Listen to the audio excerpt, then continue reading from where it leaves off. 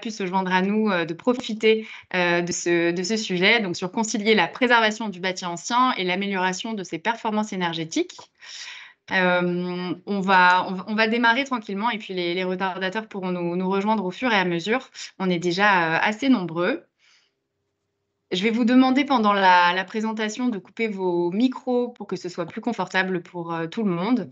Monsieur Alglav nous fera un exposé pendant à peu près 1 heure et nous aurons ensuite 30 minutes pour échanger. Donc, si vous avez des questions, vous pouvez les poser soit dans le chat au fur et à mesure, soit à la fin en ouvrant vos micros.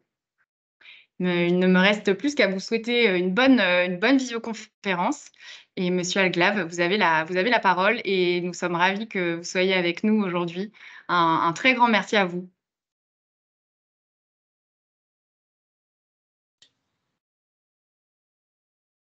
Alors, votre micro est coupé.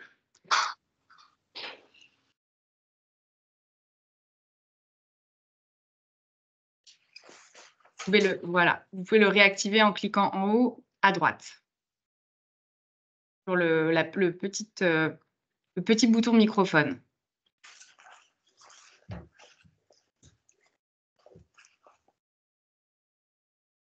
Activer le micro. Vous le voyez, là, vous m'entendez? Voilà, ça y est, nous vous entendons. Alors, je continue. Je partage mon écran. Vous voyez mon écran? Oui, c'est ça, nous le voyons. Alors, ouais. On va repartir sur le diaporama. Donc voilà, je voulais dire que le thème qu'on va essayer d'aborder dans cet exposé est au cœur de toutes les réflexions aujourd'hui de chacun d'entre nous, qu'on soit passionné par le patrimoine ou pas d'ailleurs, puisque il est l'objet d'une volonté des gouvernants par rapport aux différentes injonctions européennes.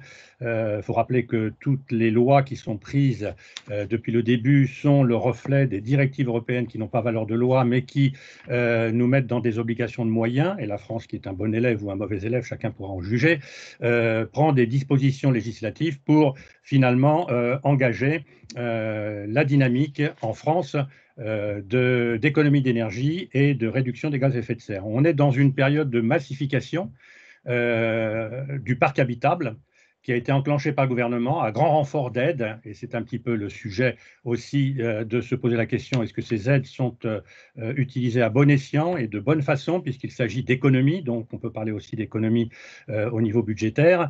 Les efforts les plus visibles, on va dire, de cette massification engagée depuis les réglementations et en particulier avec un coup d'accélérateur dû à la dernière loi climat résilience et à l'apparition du DPE devenu opposable, diagnostic de performance énergétique, je rappelle, qui s'impose à tous les bâtiments habitables et qui montre, on va dire, ses limites par rapport aux bâtis que l'on appelle anciens.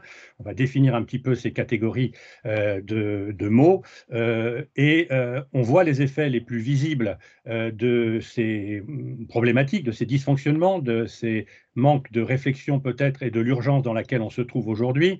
Quand on se promène sur nos territoires, vous avez peut-être pu constater qu'on voit beaucoup d'isolation menée sur le paysage commun, isolation donc dite par l'extérieur, les fameuses ITE, qui sont pratiquées sur des maisons en briques, sur des maisons en pierre, sur des maisons en pans de bois, que l'on voit disparaître malheureusement sous des plaques qui n'ont rien à voir avec les matériaux traditionnels qui sont à la base de la construction de cette architecture.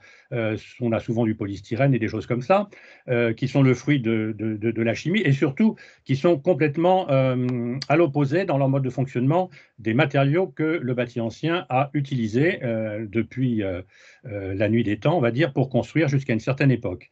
Donc, ça a motivé, on va dire, ce constat qui est quand même relativement destructeur du paysage de notre beau pays, qui vit essentiellement du tourisme, à nous mobiliser, les associations telles que Maison Paysanne, réunies au sein du G7 en particulier, ont tiré la sonnette d'alarme pour inciter les gouvernants à plus de cohérence entre les différents ministères, puisque en fait, apparemment, c'est le ministère de la Transition écologique qui donne le là, et quelquefois qui commet des injonctions qui deviennent paradoxales et contradictoires par rapport au ministère de la Culture qui, lui, a vocation, par l'intermédiaire des ABF par exemple, à préserver ce patrimoine qui est riche, varié, multiple et qui n'est pas toujours d'ailleurs protégé par la loi. Alors, nous allons voir dans cet exposé qu'il est possible, comme on l'a fait remonter au niveau des ministères, de concilier la préservation du bâti ancien tout en améliorant ses performances énergétiques, bien entendu. On ne peut pas être contre cet objectif qui est celui de sauver notre planète qui est en mauvaise position par rapport à son état. Et le problème, c'est de le faire de la meilleure façon qui soit, sans qu'il y ait des effets perverses tels que ceux que l'on constate aujourd'hui. Donc voilà. Alors dans la méthodologie, donc on insistera sur le fait que aujourd'hui on a une approche qui est purement énergétique et qui conduit à la perte souvent du caractère architectural et donc patrimonial de ces bâtiments et qui va, par voie de conséquence, induire des risques pathologiques. Il faut effectivement, dans toute approche, avoir une méthodologie globale qui prend en compte, bien entendu, les objectifs énergétiques, la technique et puis l'architecture, bien entendu. Il faut lister les objectifs, prendre le temps d'évaluer ces objectifs avec une démarche multicritère et ça fait d'ailleurs l'objet d'une norme dont vous avez peut-être entendu parler qui est la norme EN 16883, c'est un peu barbare, mais quand on rentre dans le champ des normes, c'est toujours un peu compliqué. Cette norme, donc 16883, elle est connue par tous les professionnels et les acteurs du patrimoine, puisqu'en fait, elle fixe les principes directeurs pour l'amélioration de la performance énergétique des bâtiments qui ont un intérêt patrimonial.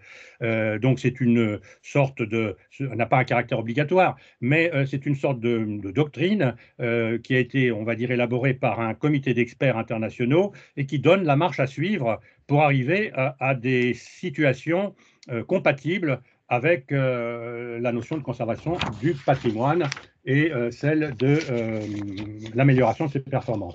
Donc voilà un petit peu pour présenter un petit peu la problématique et l'exposé. Alors j'ai deux photos là que j'ai rajoutées pour introduire le débat qui illustrent un petit peu la destruction massive engagée par cette isolation dite à 1 euro, dont vous avez peut-être vous chez vous d'autres exemples. C'est intéressant de les faire remonter parce que c'est quelque chose qui va très vite et qui, comme je l'ai dit, est une dépense et non pas une économie à tous les niveaux, dépenses en termes de finances, bien sûr, puisque c'est coûteux, et on n'est pas dans le durable, puisqu'il faudra y revenir suite au désordre et au constat que les solutions choisies n'ont pas été les bonnes. Voilà. Donc, il est intéressant de revenir, bien que tout le monde ait en tête, puisqu'on le rappelle partout, tous les médias nous rappellent sans arrêt la situation au niveau des consommations d'énergie et des dégagements de gaz à effet de serre que l'on doit, comment dirais-je, réduire à l'horizon 2050, et on s'aperçoit qu'on s'éloigne de plus en plus de cet horizon au fil du temps.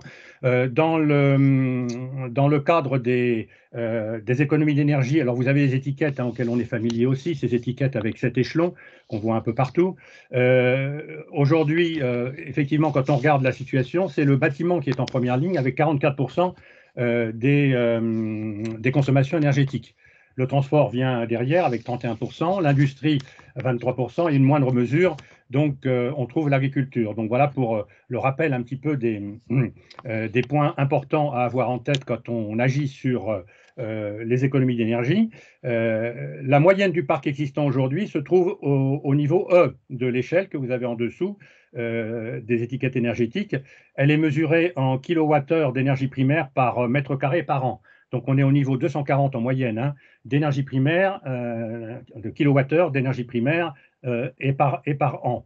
L'objectif qui nous est fixé par ces fameuses directives, et en France en particulier, c'est d'arriver au niveau C à peu près, soit à 150 kWh d'énergie primaire par mètre carré. Et l'objectif au-delà de ce premier élément, donc 2020, c'est d'arriver à un niveau qu'on appelle BBC, le niveau B des étiquettes, donc le plus vertueux, qui lui donc correspond à 60 kWh d'énergie primaire par mètre carré par an. Alors, énergie primaire, pour préciser un petit peu, on ne va pas rentrer dans les détails, mais il faut peut-être expliquer qu'on distingue entre l'énergie primaire et l'énergie finale quand on parle de l'énergie. Sachant que le gaz et le fioul sont des énergies dites primaires, elles existent dans la nature, et que l'électricité, par exemple, n'est pas considérée comme une énergie primaire, puisqu'elle n'existe pas dans la nature, il faut la produire de façon diverse, hein, ou bien avec l'eau, ou bien avec le vent, ou bien avec les panneaux solaires ou l'énergie atomique. Et en considérant que cette énergie a un coût, avec un rendement aussi qui est forcément donné en fonction du mode de production, on ajoute à cela le transport. On avait à une certaine époque pénalisé un petit peu cette énergie par rapport aux autres. Aujourd'hui, on a réajusté le tir et toutes les énergies sont avec la même, comment dirais-je, considération, et on a finalement favorisé aujourd'hui l'énergie électrique, dans la mesure où on est passé d'une réglementation qui était essentiellement énergétique à une réglementation qui devient beaucoup plus largement obligée de tenir compte de l'environnement, c'est-à-dire de la production des gaz à effet de serre. Je rappelle que la réglementation qui aujourd'hui s'applique est la RE 2020. RE, donc, comme environnement, hein, et donc dans cette réglementation, on tient compte de ce qu'on appelle le bilan carbone. Voilà. Et aujourd'hui, il y a essentiellement cette dimension du bilan carbone qui va impacter forcément tous les diagnostics qui vont être réalisés dans le bâtiment, aussi bien pour le construire que pour le chauffer et l'habiter. C'est un petit peu ce qui est mis en question avec ce fameux DPE qui pose problème, et on le voit, il pose problème pas seulement pour les associations que nous sommes, mais aussi pour ceux qui l'ont mis au point, qui s'aperçoivent qu'ils ont été très vite et que l'outil qu'ils ont mis au point n'est pas forcément celui qu'ils imaginaient. Hein, on parlera des problèmes aujourd'hui suite à ce DPE qui n'est pas adapté. Alors voilà, donc pour le côté énergie. Pour le côté gaz à effet de serre, eh bien, si le bâtiment n'est pas en première ligne, il est quand même bien placé puisqu'il représente 23% des dégagements de gaz à effet de serre. Ce sont effectivement les transports, hein, qui sont les plus impactants sur cet aspect du gaz carbonique.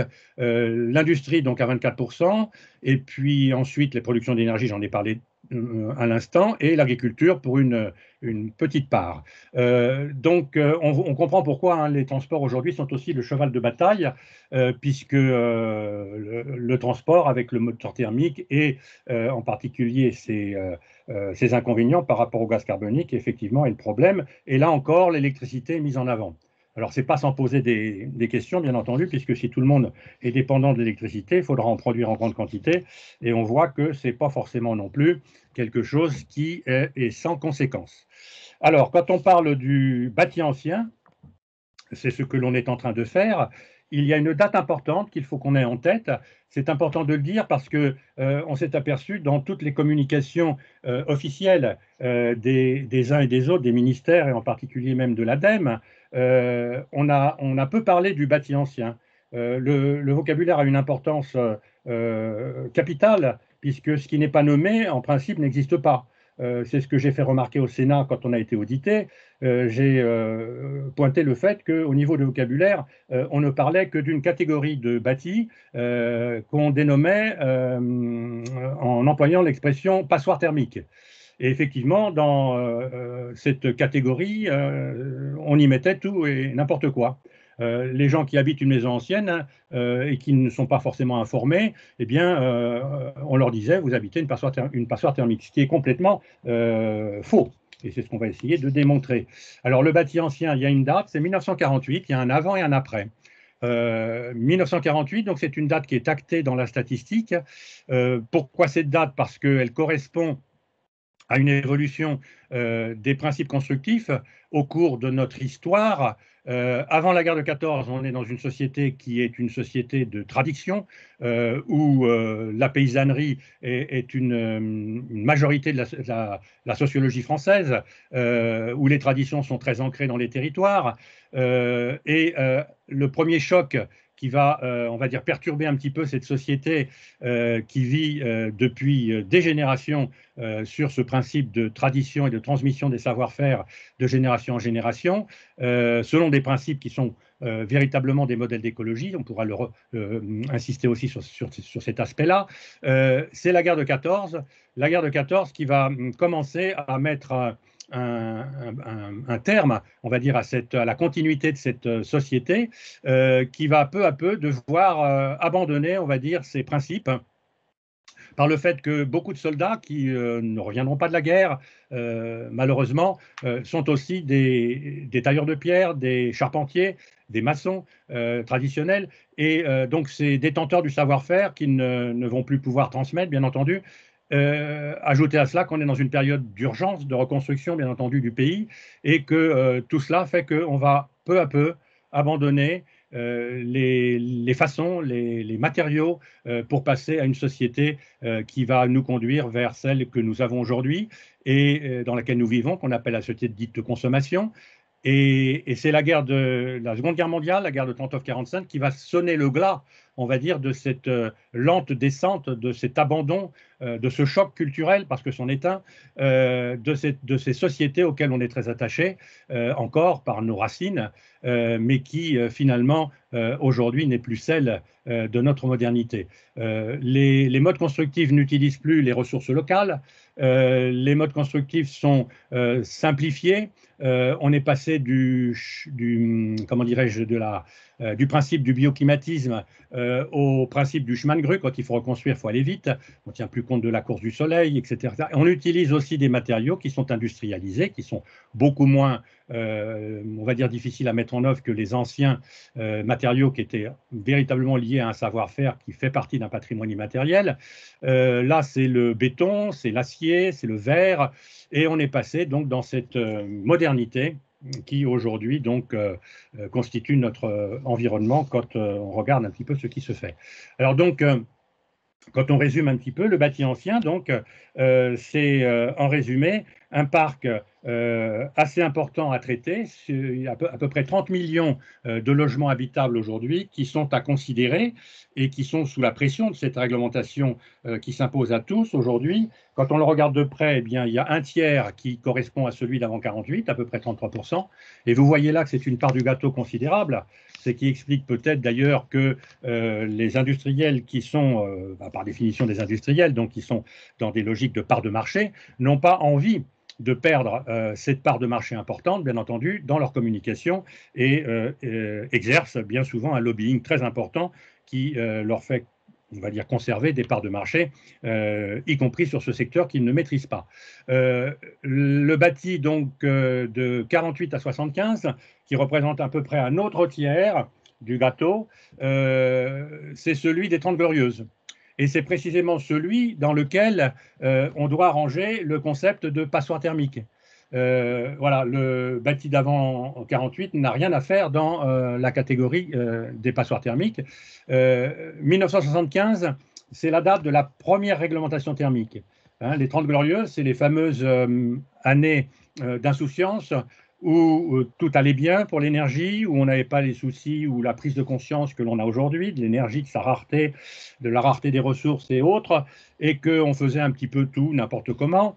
Et il a fallu le premier choc pétrolier de 73 pour qu'il y ait une prise de conscience, bien entendu, qu'il fallait que la société fonctionne d'autre façon, qu'elle soit un peu plus économe sur l'énergie. Cette crise pétrolière, donc, a généré cette première réglementation, la réglementation de 1975, et depuis, il y en a eu, je crois, à peu près 5 qui se sont succédés jusqu'à celle que l'on connaît aujourd'hui, la RE 2020, qui n'est pas la dernière. Et donc, après 75, donc, tout le panel de bâtiments habitables après 75, c'est à peu près un autre tiers dans cette cette manne de 30 millions de logements qu'il faut traiter. Donc, 3 types de bâtis: le bâti d'avant 48, le bâti des Trente Glorieuses, le bâti soumis en réglementation thermique depuis 75, qui est un peu moins vertueux, un peu moins plutôt dispendieux que celui des Trente Glorieuses, et considérer que ces 3 types de bâtis doivent être approchés de façon, on va dire, distinctive, parce qu'ils ont des comportements, bien sûr, thermiques différents, et en particulier très différents pour le bâti qu'on connaît le moins, qui est celui qui nous intéresse et qu'on appelle le bâti ancien. 2 logiques donc très différentes dans la comparaison entre l'époque moderne qui est la nôtre et l'époque d'avant 48.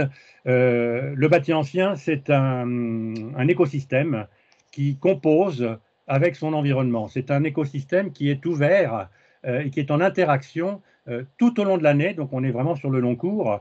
La maison ancienne, c'est un organisme complexe qu'on connaît mal aujourd'hui parce qu'on ne l'a jamais étudié, bien entendu. Et si on veut apprécier ses qualités, il faut effectivement l'apprécier sur le long cours, sur l'année, parce qu'il fonctionne comme un organisme en fonction des saisons, avec un certain nombre de paramètres qu'on va essayer de pointer et qui vont permettre de mieux comprendre un petit peu comment il faut l'aborder. Ces parois sont perspirantes. Alors la perspiration, c'est important. On ne parle pas de respiration quand on parle du bâti, on parle de perspiration, de parois perspirantes, c'est-à-dire qu'elles laissent passer la vapeur d'eau. Elles accumulent la chaleur aussi solaire, elles sont en contact avec le climat, comme je l'ai dit, chaleur qu'elles peuvent restituer plus tard. Et ça, c'est une qualité qu'on n'a pas appréciée dans les DPE, qu'on commence un petit peu d'ailleurs à prendre en compte, puisque le climat est là pour nous rappeler qu'on va avoir de plus en plus de périodes de réchauffement climatique, avec des périodes de canicule. Et on va voir que le bâti ancien est capable, par la densité des matériaux qu'il met en œuvre, d'avoir cette possibilité, sans qu'il y ait besoin de climatisation, de lutter naturellement contre les transferts de chaleur. C'est-à-dire qu'il faut beaucoup de temps pour que la chaleur de l'extérieur pénètre à l'intérieur des habitations quand il fait très chaud. Ça s'appelle l'inertie. Ce n'est pas le cas du bâtiment moderne, qu'il faut qu'il soit accompagné par des machines et climatisation pour maintenir le confort des habitants, parce que les matériaux utilisés n'ont pas cette qualité d'inertie du bâti ancien. Donc, la ventilation dans le bâti d'avant 48, dans le bâti ancien, c'est aussi une ventilation naturelle.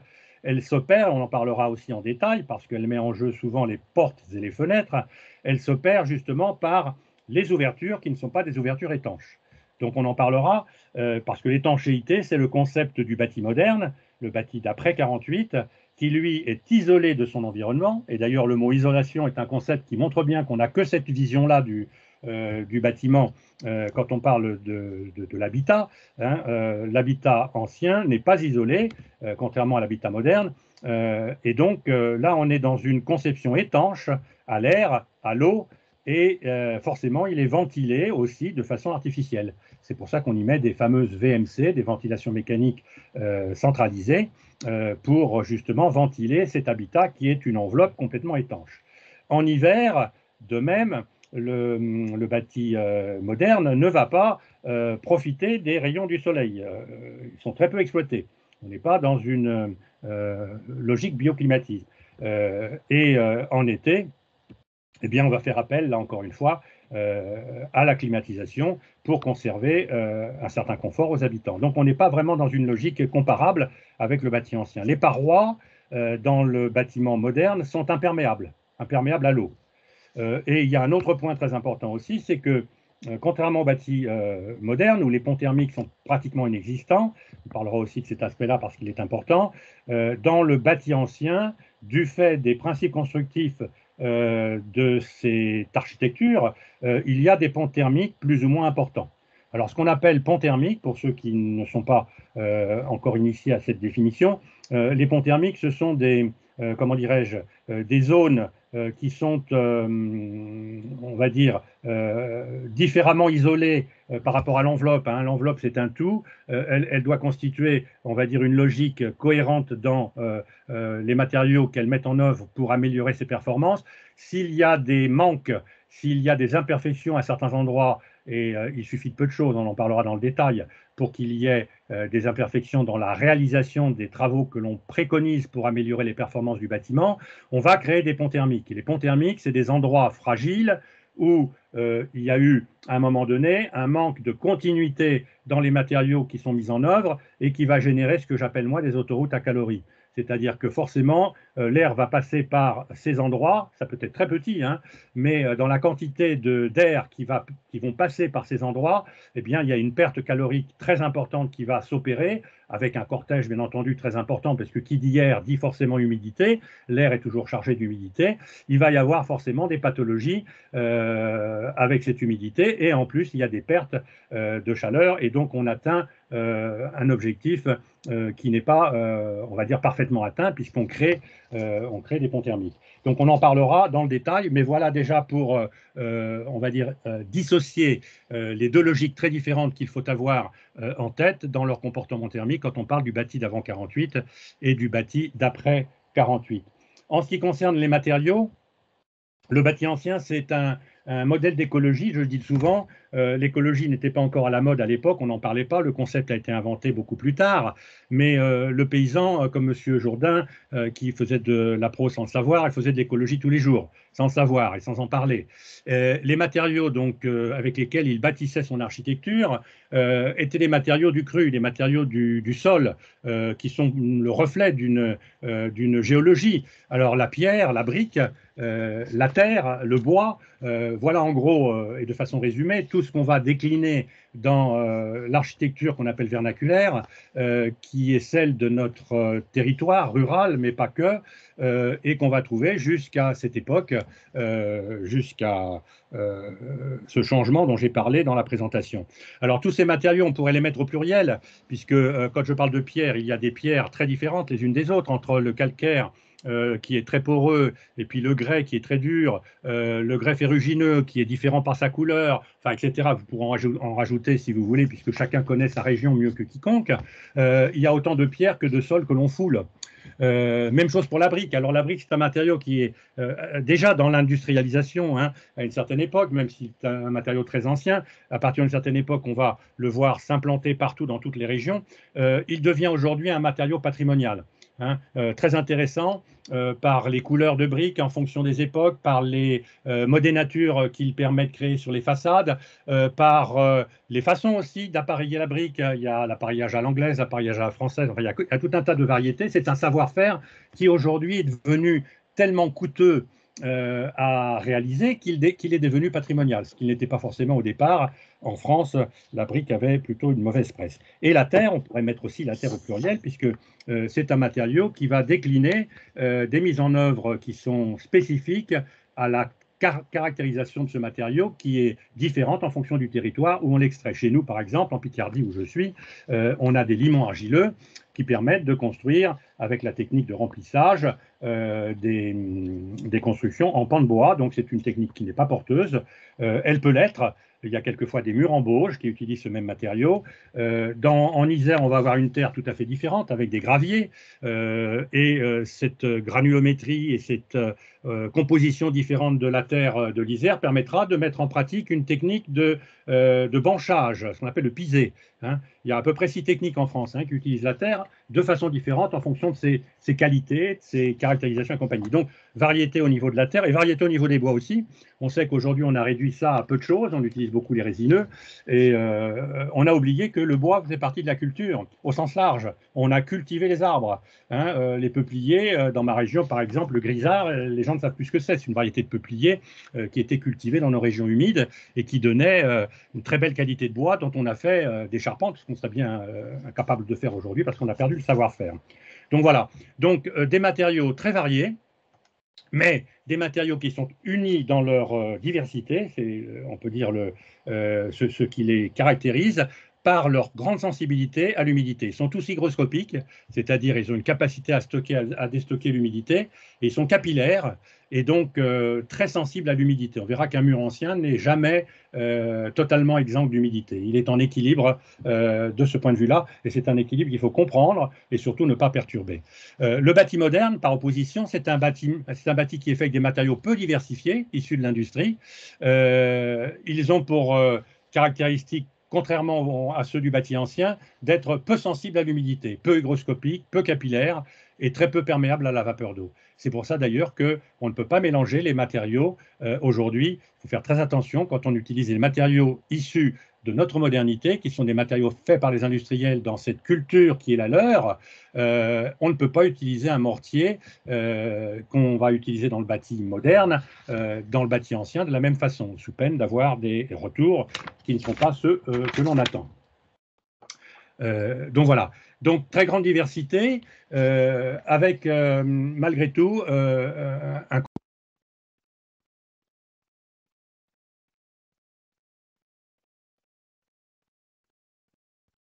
Votre micro est coupé, Gilles. On ne vous entend plus.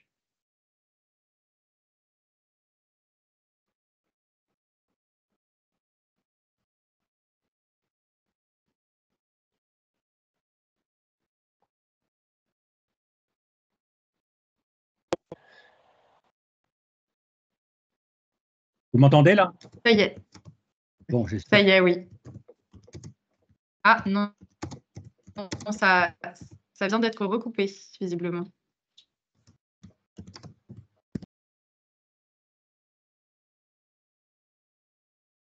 Alors, premier incident technique. Bon, Ça y là, est, nous vous entendons à nouveau. Alors, attendez, je vais enlever peut-être ça. Je vais le mettre en bas et je vais mettre mon PowerPoint pour essayer de ne pas mélanger. Là, vous m'entendez? On vous entend très bien. Et pour Bon. les autres participants, si vous pouvez gardez vos micros coupés. Merci beaucoup.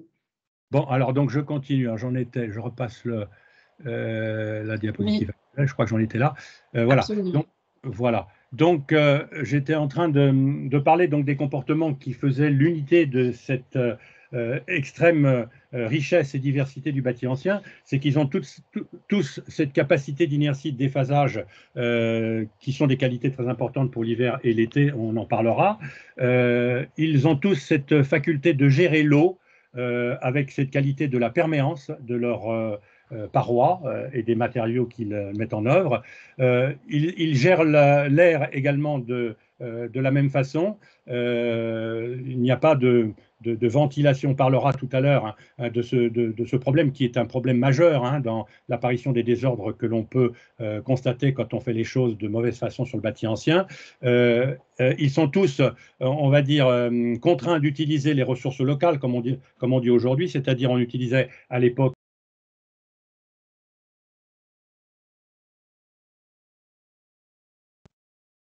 Alors, le micro a été à nouveau coupé. J'ai l'impression que c'est quelqu'un. J'ai l'impression que ça a peut-être été coupé par quelqu'un, par inadvertance. Alors, voilà, merci de ne pas couper vos micros, enfin, de ne pas remettre vos micros et de ne pas couper. Voilà, ça y est. Je pense que Bon, alors, je nous remets. vous entendons à nouveau et je crois qu'il y a. Voilà. Là, vous m'entendez? Oui. Bon.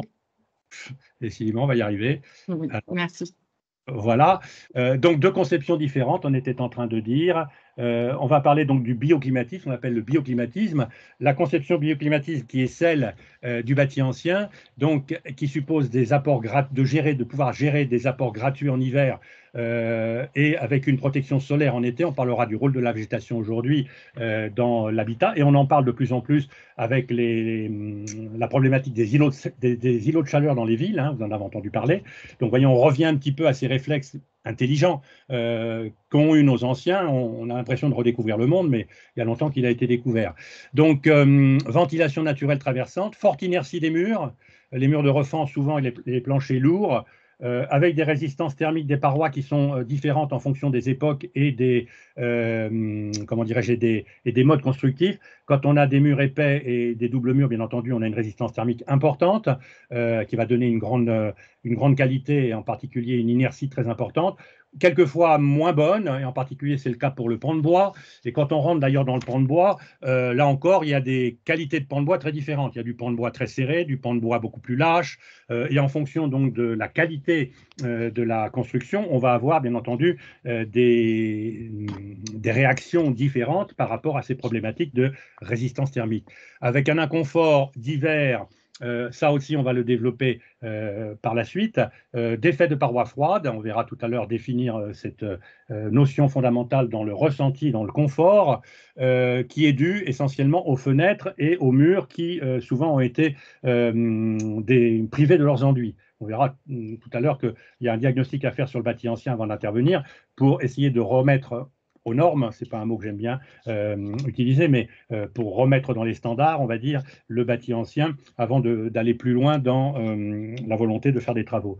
Mauvaise étanchéité à l'air en général pour le bâti ancien, mais ce n'est pas forcément quelque chose qui est rédhibitoire. Le bâti moderne, il n'est pas dans une conception bioclimatique. C'est pour cela qu'il faut le ventiler mécaniquement. Il a une inertie qui est moyenne, voire faible. En fonction de l'époque, bien entendu, des constructions de cette époque, avant la réglementation thermique de 75, la résistance des parois est mauvaise. On est à l'époque des 30 Glorieuses, comme j'ai expliqué, donc on ne faisait pas attention. Par contre, après cette réglementation, elle est meilleure, moyenne, mais de meilleure qualité que celle d'avant 75. Il y a par contre, je l'ai dit déjà, des ponts thermiques très importants et une moyenne étanchéité à l'air.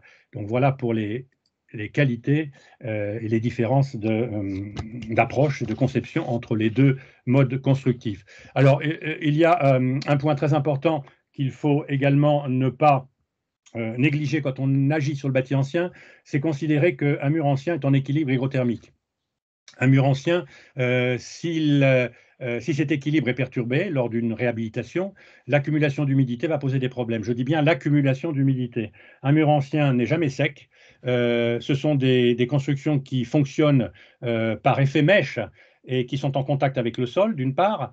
Cette humidité vient du sol, mais elle vient aussi du ciel lorsqu'il pleut. L'eau va raviner sur la façade, elle est gérée d'ailleurs par les modénatures, on en parlera tout à l'heure, ce ne sont pas que des éléments de décor. Elle se retrouve au niveau du sol, des fondations, et donc elle va remonter par capillarité à l'intérieur du mur. Ça, c'est tout à fait le fonctionnement naturel d'un vieux mur, et il n'y a rien de dramatique, si tant est qu'on comprenne cet équilibre et qu'on n'y porte pas atteinte. Il va le gérer tout seul, le mur. L'humidité, elle vient aussi, non pas seulement du climat, mais de l'activité humaine. Humidité par évaporation, par la condensation, et lorsque on habite, on va dire, un espace, un volume, on dégage beaucoup d'humidité. La respiration, les activités, la cuisine, la douche, enfin, on dépense beaucoup plus à ce niveau-là que les anciens, d'ailleurs, dans des habitats qui sont des habitats beaucoup plus étanches, et donc il faut gérer cette humidité d'une façon particulièrement soigneuse pour éviter les problèmes de condensation. Lorsque pour vous donner un exemple et frapper les esprits, on estime qu'une famille de 4 personnes dans un habitat, par jour, en moyenne, doit évacuer à peu près l'équivalent de 12 litres d'eau. C'est-à-dire ça fait à peu près un seau d'eau. Alors c'est bon, c'est un raccourci, on va dire, mais simplement pour frapper les esprits, pour montrer qu'aujourd'hui, c'est un problème majeur, l'humidité dans l'habitat. Il faut gérer cette humidité, et cette humidité, quand on est dans l'habitat ancien, bien entendu, ça peut être un facteur aggravant pour, on va dire, la bonne tenue de la structure et pour aussi le confort de ses occupants, puisque une maison, par principe, c'est un lieu de vie et c'est aussi un lieu dans lequel on doit se sentir dans de bonnes conditions. Et on va voir que ce n'est pas toujours le cas en ce qui concerne l'humidité. Je rappelle aussi que dans le bâti ancien, on parle beaucoup des règlements, hein. On est dans une démocratie, mais paradoxalement dans une dictature de la norme. Hein, vous l'avez tous constaté, on en parle beaucoup. Il n'y a pas que les agriculteurs qui l'ont constaté. On peut le constater à tous les niveaux, dans toutes les catégories. La norme est là. Le problème, c'est qu'on en parle beaucoup. Elle se surajoute, elle se complexifie. Quelquefois, elle se contredisent. Je rappelle que pour le bâti ancien, il est soumis à la réglementation thermique qu'on appelle de l'existant. Il n'est donc pas soumis à la réglementation thermique qu'on appelle globale. Il est dans la réglementation qu'on appelle élément par élément. C'est-à-dire, alors si on y regarde de près dans les articles, l'article 2 dit que les exigences sur l'isolation des murs ne s'appliquent pas aux parois composées de matériaux anciens. Hein, c'est notre cas quand on est dans l'ancien, c'est la brique, la pierre, le bois, la terre, etc. On ne peut pas isoler les murs de la même façon que l'architecture moderne. L'article 6 dit que les travaux d'isolation thermique ne doivent pas entraîner de modification de l'aspect extérieur en contradiction avec les protections prévues pour les secteurs sauvegardés, les ZPPAUP, qui sont plus maintenant appelés comme ça, je crois qu'on les appelle les AVAP ou je ne sais plus comment, ça change les sigles, les abords des monuments historiques, les sites inscrits et classés notamment, qui sont en dérogation par rapport à cette réglementation. Et l'article 15, même chose pour les exigences thermiques sur les fenêtres, on parlera beaucoup des fenêtres, hein, parce que c'est important, et elles sont aujourd'hui sujettes à un véritable gâchis. On les remplace, on les met à la benne, c'est dommage pour plein de points, on y reviendra. Et la modification de l'aspect extérieur de nos façades. Alors, il est important, donc je l'ai dit déjà au préalable, avant toute intervention sur le bâti ancien, il est nécessaire d'avoir un diagnostic global qui commence par justement un diagnostic architectural. On commence par regarder le bâtiment. On intervient, il faut le savoir, sur des bâtiments très anciens, souvent, qui ont plusieurs siècles et qui ont été plus ou moins bien entretenus en fonction des modes, en fonction des campagnes, en fonction des porte-monnaies de leurs propriétaires. Il faut donc faire le point. Et comme le médecin le fait d'ailleurs, hein, quand vous faites un examen avant de vous prescrire un traitement, eh bien, il faut qu'il ait une approche, on va dire, qui correspond à une logique, à une intelligence. Donc faire le point sur tout ce qui doit être corrigé et le corriger, bien entendu, avant de se lancer dans des améliorations qui ne seraient pas des améliorations si on ne procédait pas de la sorte. Alors on va par exemple, c'est souvent le cas, intervenir sur le mauvais état des couvertures, puisque l'eau, elle vient de là, et la couverture, c'est quand même quelque chose d'important. On définissait souvent le bâti à maison paysanne avec beaucoup de plaisir, en disant que c'est une bonne paire de bottes et un bon chapeau, hein, qu'il faut pour préserver du bâti ancien et le faire défier, on va dire, le temps. Voilà, donc importance de la toiture et de l'état de cette toiture. On verra qu'elle sert à gérer les eaux pluviales, entre autres. Importance des enduits. Les enduits anciens, souvent, ont été supprimés ou sont en mauvais état, ou ont été remplacés par des enduits qui ne sont pas conformes à ceux qui devraient être utilisés dans le bâti et dans la perspirance dont j'ai parlé tout à l'heure.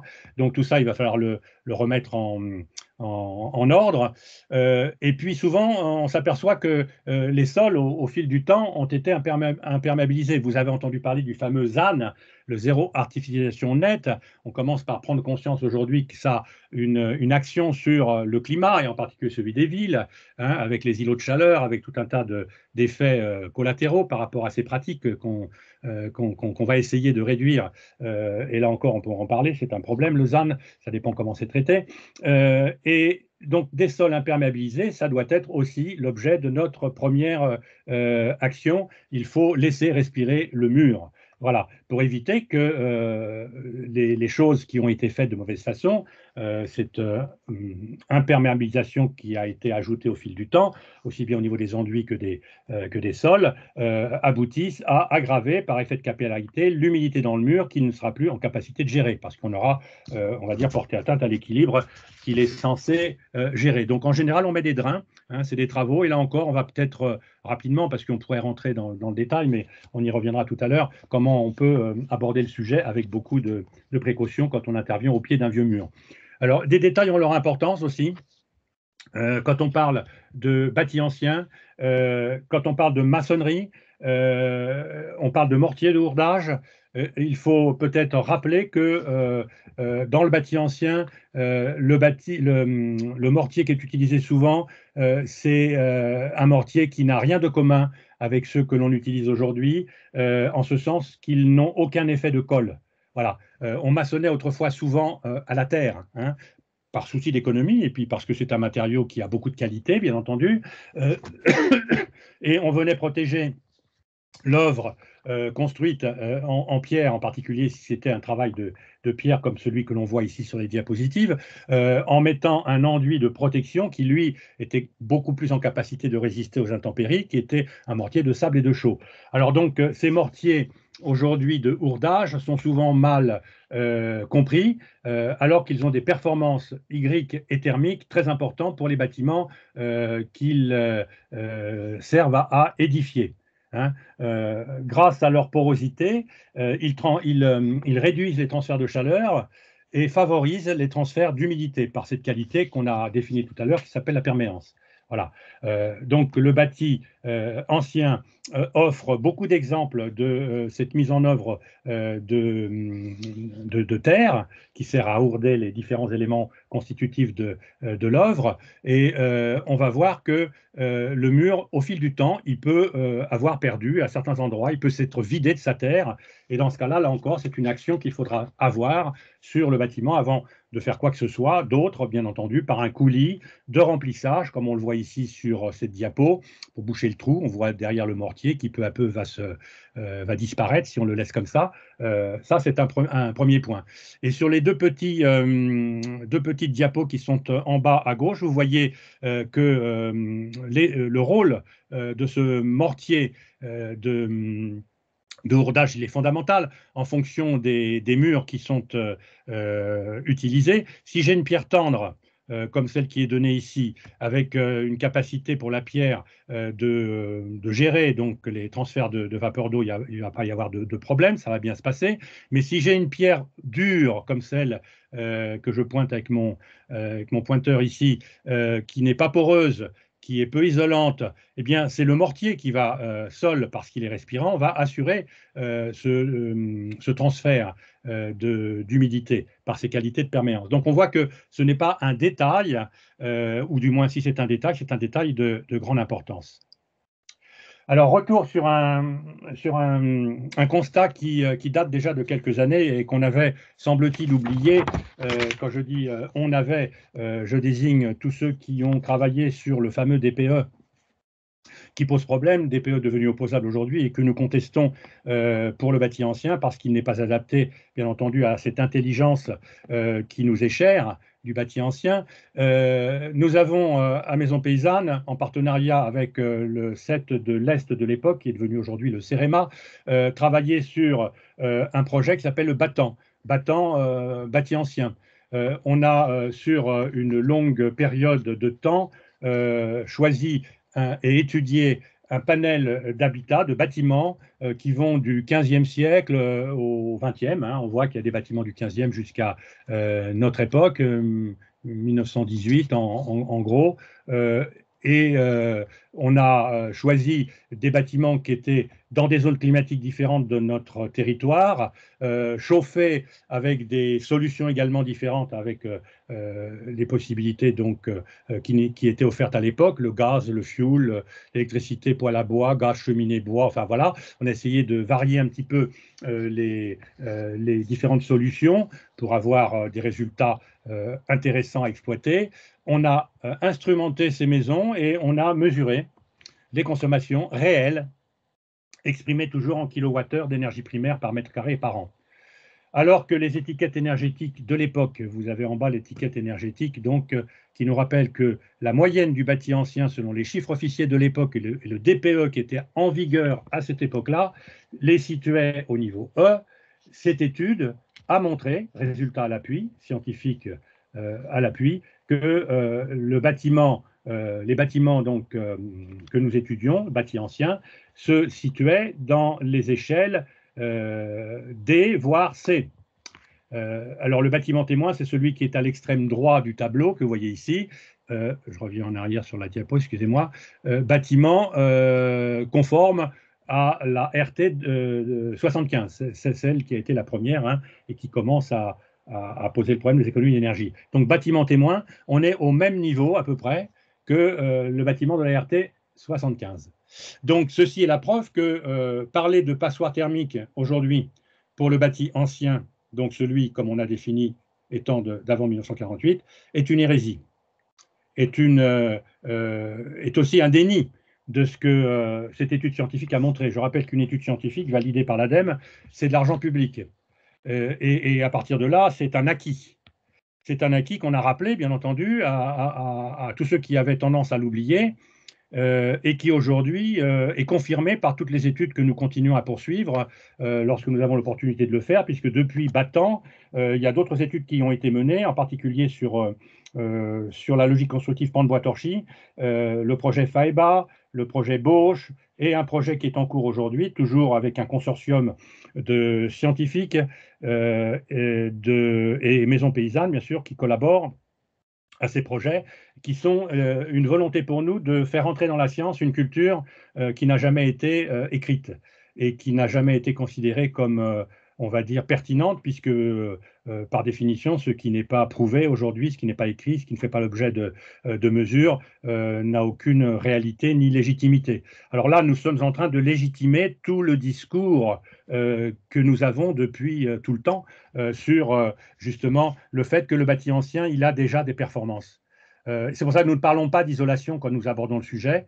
Nous ne parlons que d'amélioration des performances ou de correction thermique, mais rarement d'isolation parce que le concept ne correspond pas au bâti ancien, comme je l'ai dit tout à l'heure. Voilà. Exemple d'intervention, il faut être vigilant. J'ai parlé des sols tout à l'heure. Les sols sont souvent les premiers éléments qu'on va traiter à l'intérieur d'une maison. Les sols autrefois étaient en terre battue. Aujourd'hui, c'est plus forcément souhaitable. Donc, on a ici un exemple de ce qu'il est convenu de faire lorsqu'on intervient sur un mur ancien, avec un certain nombre de précautions à prendre. Lorsqu'on fait un drain aéré, donc pour ventiler le sol et permettre donc un bon fonctionnement, on va utiliser un hérisson donc à peu près d'une hauteur d'une vingtaine de centimètres avec des agrégats de différentes tailles. Vous voyez ici, donc je ne vais pas commenter puisque la diapo est parlante, les différentes couches, les différentes étapes, et on va prendre soin de remettre un enduit, bien entendu, je suis en train de revenir en arrière, excusez-moi. Voilà, on va mettre un enduit sur le mur, bien entendu, puisque tous les murs doivent être protégés par des enduits perspirants, bien entendu. On verra tout à l'heure le rôle des enduits. Avec une rupture de capillarité, c'est important aussi de ne pas conduire vers le mur plus d'eau qu'il n'est capable d'en gérer. Et puis aussi, quand on intervient au pied de mur, avoir le souci de ne pas perturber ce qui est les fondations d'origine du vieux mur. Les fondations d'une maison ancienne n'ont rien à voir avec les fondations d'une maison moderne. Aujourd'hui, c'est des longrines, c'est de l'acier, c'est du béton. On ne construit pas une maison de la même façon, bien entendu. Les anciens faisaient une fouille, ils creusaient jusqu'au niveau de terre, on va dire solide. Ils connaissaient bien le lieu où ils construisaient, bien souvent, ils étaient plus avantagés que nous de ce point de vue-là. Et lorsqu'ils avaient trouvé le sol ferme, ils montaient donc le mur avec des blocages de pierre, etc., etc. Et il se constituait au fil du temps ce qu'on appelle un bulbe de compression. Le bulbe de compression, donc, c'est une sorte de tassement qui s'est opéré au fil du temps, qui a la forme d'un bulbe, comme son nom l'indique. Ça part à 45 degrés de part et d'autre du pied de mur, et ça constitue, on va dire, la fondation du mur. C'est pour ça que quand on travaille au pied d'un mur, avec des grues aujourd'hui, c'est très facile de le chahuter, le mur, et de mettre en péril cette intelligence profondément sensible qui était celle des fondations des vieux murs. On va remettre en mouvement une terre qui a été stabilisée au fil des générations et du temps par la descente des charges opérée par le mur. Hein, donc il faut avoir en tête ce principe constructif, le bulbe de construction, le bulbe de comment dirais-je, de fondation des vieux murs, c'est quelque chose dont il ne faut pas trop s'approcher pour ne pas remettre en mouvement une construction. Changer les fenêtres, j'en ai parlé tout à l'heure, n'est pas un acte anodin. C'est un point particulièrement sensible aujourd'hui, puisqu'on voit que, en dépit du fait que la fenêtre n'est pas le plus impacté, n'est pas le plus impactant, pardon, pour les pertes caloriques, puisque en fait une fenêtre c'est quoi, 10-15% des pertes caloriques dans l'habitat. L'essentiel c'est les combles, hein, les plafonds et les murs, les parois, et paradoxalement c'est les fenêtres qui trinquent le plus. Alors il faut comprendre que bien sûr la fenêtre c'est un marché colossal, marché mondial. Hein, et que la plupart des fenêtres d'ailleurs qu'on remplace, quand on a mis des belles fenêtres en bois d'époque sur une construction, qu'on a mis à la benne, on les a remplacées par des fenêtres qui n'ont rien de comparable, ni au niveau de la culture, ni au niveau des matériaux qu'elles mettent en œuvre. C'est souvent du PVC qu'on commente. Hein. Voilà, malheureusement, qui n'a rien d'écologique. Alors donc, on reparlera des fenêtres. Intervenir sur une fenêtre, c'est un point délicat. Les murs anciens sont homogènes. En principe, je l'ai dit, il n'y a pas de pont thermique conventionnel. Une isolation peut créer des ponts thermiques. Il suffit de faire en sorte qu'elle ne soit pas, on va dire, identiquement traitée. On le voit ici sur cette fenêtre. Sur cette fenêtre, vous avez une isolation qui est posée sur les murs avec une épaisseur qui va nous donner une capacité, donc, on va dire, fonction de l'épaisseur, de la résistance thermique qu'on aura mis par rapport au matériau choisi et à son épaisseur. Et ici, au niveau des embrasures de fenêtres, bien entendu, on n'a pas la capacité de mettre la même épaisseur. On va donc créer un point différentiel. hein. Et c'est sur ce point différentiel que va se produire ce qu'on appelle le pont thermique. Je vous expliqué tout à l'heure, je ne sais pas si je me fais bien comprendre. Des condensations vont avoir forcément lieu, hein, et des désordres forcément vont apparaître. Et ça, c'est le cortège habituel des gens qui nous sollicitent et qui nous disent: je ne comprends pas, j'ai une vieille maison, je n'avais pas de soucis, j'ai changé mes fenêtres et maintenant j'ai des problèmes d'humidité.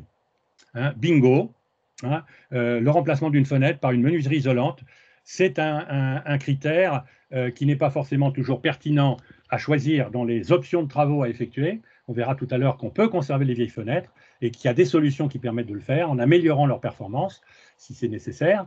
Et il faut ajouter qu'intervenir sur une fenêtre, c'est agir sur la ventilation. On a dit ventilation naturelle, on est dans le bâti ancien. Dès l'instant où vous étanchéifiez le bâtiment, vous perturbez, on va dire, la façon dont il était ventilé. Et donc, si vous n'y prenez pas garde, vous allez créer des effets collatéraux qui ne sont pas ceux que vous attendez. Et donc, la pose de menuiserie isolante perturbe gravement, elle est la cause principale des désordres que l'on peut rencontrer dans l'habitat ancien. Voilà.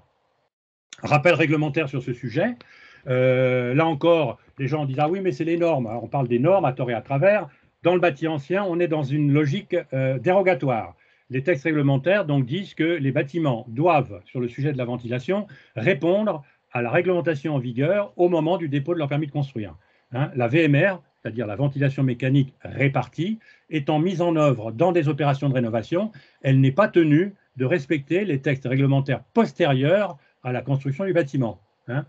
Seules les dispositions en vigueur lors du dépôt du permis de construire s'appliquent obligatoirement, dans ce cas-là, à l'installation d'un système de ventilation. Donc, si on n'est pas dans le cas, on va dire, d'une construction neuve, on n'est pas tenu de respecter la norme qui est celle imposée aujourd'hui dans le bâti dit moderne. Voilà. Alors, ventilation dans le bâti ancien, on voit que dans le bâti ancien, il faut approcher cette problématique de façon très, très prudente. Dans un bâtiment ancien non modifié, la ventilation se fait principalement grâce à la faible étanchéité de l'air. Alors, ce sont des propriétés qu'il faut essayer de conserver, parce que c'est une ventilation écologiquement peu consommatrice en calories, hein, enfin en calories, si on gère les choses bien, hein, en énergie, je veux dire, d'une part, hein, puisqu'il n'y a pas de mécanique qui va assurer ceci, c'est une ventilation naturelle qui ne nécessite ni énergie, ni maintenance. Et on sait que le renouvellement de l'air va permettre de maintenir en bon état les éléments du bâti ancien. Ça va évacuer l'humidité interne des murs, ça va évacuer l'humidité qu'on génère par l'occupation, j'en ai parlé tout à l'heure, rappelez-vous des 12 litres d'eau hein, pour 4 personnes, et ça va permettre donc de faire vivre la maison dans de bonnes conditions. Il faut bien entendu corriger s'il y a des fuites très importantes. Hein, on sait que ça peut être aussi une source d'inconfort. Si on ne maîtrise pas, on va dire, les courants d'air, hein, ce n'est pas forcément une solution. Donc, bien faire attention quand on intervient sur les modifications, sur les conditions de ventilation d'un bâti ancien, ça peut produire des désordres qu'on n'a pas forcément prévus en tête. Il faut trouver un équilibre entre les mesures thermiques efficaces et une ventilation suffisante qui s'impose forcément au bâtiment. Il faut peut-être le rappeler, le mieux dans la construction neuve est difficilement applicable au bâti ancien. Donc, nous plaidons pour ne pas vouloir réduire trop fortement le renouvellement naturel de l'air dans nos maisons. Alors, ce n'est pas, on va à contre-courant là quand on dit ça, hein, parce que tous les bureaux d'études aujourd'hui vous diront le contraire. Les bureaux d'études plaident pour l'étanchéité totale de l'enveloppe habitable. Hein. Ça, c'est leur problème. Il faut qu'ils fassent des stages avec nous. Ils vont comprendre qu'on peut aborder le sujet d'une autre façon. Hein. Nous pensons qu'il faut trouver un juste équilibre. Remplacer toutes les menuiseries, ce n'est pas une solution, bien entendu. C'est une atteinte à la culture. Les menuiseries sont les yeux des façades, des visages que constituent ces façades. Ce sont des éléments stylistiques. Quid de l'histoire de l'art quand on aura détruit toutes les fenêtres pour faire des économies escomptées? Voilà la question que l'on pose. Couvrir les planchers bois sous les combles avec un isolant étanche, ce n'est pas forcément une bonne chose. On verra tout à l'heure que quelquefois, si les combles peuvent être traités d'une autre façon, obturer les sorties d'air des espaces tampons. Alors, qu'est-ce que c'est qu'un espace tampon? Un espace tampon, c'est un espace qui n'est pas forcément un lieu de vie, mais qui est ajouté à la construction, au volume de la construction. Et dans le bâti ancien, en particulier rural, il y a beaucoup d'espaces de ce type qu'on appelle des espaces tampons. La cave en constitue un, par exemple, c'est un espace tampon. Comment dirais-je, l'appentis ou le débarras qui est accolé à l'espace de vie est un espace tampon. Il vient un petit peu tempérer, on va dire, le contact avec l'extérieur. Et donc, il joue un rôle. C'est ça le bioclimatisme, entre autres. Hein. C'est toute cette intelligence. Fermer de façon étanche les conduits de fumée, c'est une hérésie. Supprimer les cheminées, les souches, alors là, c'est un crime contre la notion de foyer, de famille et d'humanité que représente la maison. Construire une maison, c'est fonder un foyer. Les familles autrefois étaient considérées étaient comptées en nombre de feux. Hein. Feu égale foyer. Il n'y a que Bercy aujourd'hui qui a conservé le concept de foyer fiscal, voyez. Et tout le reste, voilà, on supprime les souches de cheminée quelquefois dans des travaux qui ont pour but d'économiser, bien entendu, l'énergie. Là encore, c'est sous couvert de ces injonctions. Empêcher la gestion naturelle des transferts d'humidité par les murs peut dénaturer, bien sûr, et présenter des risques pour le bâtiment et les habitants. Et on va parler des habitants, bien entendu, puisque les habitants, c'est l'humain, et une maison est faite pour être habitée, c'est un lieu de vie, et malheureusement, là encore, on est dans une société de la domotique, on est dans la smart société, on est même à l'époque de l'intelligence artificielle qui va se substituer bientôt à l'intelligence humaine et qui fera que l'homme, on se demande ce qu'il deviendra. Donc nous pensons, nous, qu'il faut remettre l'humain à sa juste place, en particulier dans l'habitat. C'est lui qui ressent ou qui va agir de bonne façon sur sa maison. Et autrefois, eh bien, il y avait des gestes qui étaient des gestes de responsabilité. On aérait, on ventilait. Et aujourd'hui, ouvrir les fenêtres radiateurs fermés pendant 10 minutes, c'est effectivement pas toujours possible compte tenu de la vie qu'on a, mais c'était autrefois un de ces éco-gestes, comme on les appellerait aujourd'hui, qui faisait partie des réflexes de nos anciens. Ne jamais boucher des grilles d'aération, là encore une fois, elles font partie de cette intelligence qu'il faut comprendre pour la ventilation. Voilà. Alors le bon choix des matériaux et des techniques. Alors dans le panel aujourd'hui qui s'offre aux consommateurs, il y a un choix, on va dire, très important. Alors quelquefois, il est très difficile de savoir comment s'y retrouver. Alors d'une façon générale et pour simplifier les choses, il faut bannir les complexes isolants avec des panneaux de recouvrement et en particulier tout ce qui est isolant à synthèse ou à structure fermée. Les matériaux à structure fermée sont à rejeter du fait d'absence de perméance, hein, à la vapeur d'eau, on en a parlé. Et d'autre part, on sait que ces panneaux sont industriellement préparés pour être juxtaposés avec ensuite un collage indispensable et nécessaire pour éviter les ponts thermiques. Et ce collage est souvent difficile dans l'ancien, parce que dans l'ancien, rien n'est plan, rien n'est droit, tout est… Voilà. Hein, donc déjà, on a déjà une première approche par rapport à ça. Souvent, les matériaux industrialisés ne sont pas du tout adaptés. Bannir les laines minérales et les pare-vapeurs, même chose. C'est adapté probablement aux bâtiments d'après 48, aux bâtiments dits modernes, mais ce n'est pas adapté aux bâtiments anciens. Ce sont des matériaux d'ailleurs qui se dégradent très vite. Au bout d'une quinzaine ou vingtaine d'années, ils se tassent et tout est à refaire. On n'est pas donc dans le… Il faut utiliser plutôt des matériaux qui sont faits avec des fibres végétales, qui sont bénéfiques pour la planète, pour leur bilan environnemental, en particulier le bilan carbone, et qui sont en capacité de mieux évacuer la vapeur d'eau parce qu'ils sont à peu près dans la même logique que les matériaux que nos anciens utilisaient. Aujourd'hui, on les appelle des biosourcés ou des géosourcés. On a inventé encore des mots, mais on n'a pas inventé finalement le matériau. On ne fait que découvrir ce que les anciens auraient probablement découvert aussi s'ils avaient vécu à notre époque. Alors, on peut aussi utiliser aussi des blocs à enduire qui sont perméants à la vapeur d'eau, capillaires, donc tout à fait dans la logique de respiration, qui vont permettre de conserver les transferts capillaires vers la surface d'évaporation. Il faudra bien entendu ces blocs de chanvre, par exemple, les enduire avec des enduits sable et chaud ou bien terre. Alors, on parlera des enduits terre-chanvre, et si ça vous intéresse, vous pouvez aller faire un saut sur la dernière revue de Maison Paysanne, le numéro 229, où il y a un comparatif entre le terre-chanvre, entre le chaud-chanvre et le terre-chanvre. Le chaud-chanvre est très à la mode aujourd'hui. Du point de vue du bilan carbone, le terre-chanvre est de meilleure qualité. Voilà, et, enfin de meilleure performance, puisqu'en fait, il n'y a pas de cuisson, et donc on est vraiment dans la vertu à tous les niveaux. Alors, privilégiez les enduits respirants, couvrant la totalité de la surface. Un enduit, chaud, plâtre, terre, c'est, comment dirais-je, une protection. C'est comme l'épiderme. Hein. Ce n'est pas un décor, ça peut l'être, hein, parce qu'un bel enduit, c'est des sables de pays, c'est aussi une couleur locale. Alors aujourd'hui, on n'a plus accès à ces carrières, donc on n'a plus accès à ces couleurs et à ces nuanciers qui étaient ceux, on va dire, inimitables de nos régions et des différences qu'il y avait dans les matériaux. Aujourd'hui, c'est plus possible. Donc on est dans des compromis. Hein. Donc voilà. Alors ces enduits, aussi bien intérieurs qu'extérieurs, doivent être remis en place. Ils ont été ôtés. Ils maintiennent capillarité et la capillarité du hourdage. Les enduits, donc vous avez dans le panel des matériaux, donc on bannit tout de suite tout ce qui est ciment, matériaux hydrofuges ou bien ce qu'on appelle les enduits bâtards, les mélanges. Ce n'est pas du tout compatible par la dureté, par le côté imperméable, par l'aspect au bâti ancien. Hein, ça, c'est une première chose. Et d'ailleurs, il faudra purger tout ce qui a été fait avec ces enduits si toutefois c'est le cas. Il faut utiliser ou bien des enduits de chaux aérienne, ou bien des enduits de chaux hydraulique naturelle. Alors, quelle est la différence entre la chaux aérienne et la chaux hydraulique naturelle? La chaux aérienne, comme son nom l'indique, c'est une chaux qui prend à l'air. Alors, elles peuvent être de deux types. Elles sont normées CL ou DL. Alors, CL, c'est des chaux calciques.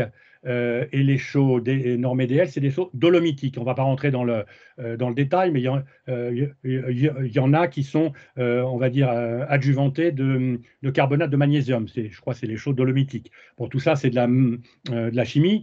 Ce sont des chaux qui sont tout à fait compatibles avec le bâti ancien. Elles se passent en 2 ou 3 passages. Elles ont une prise lente.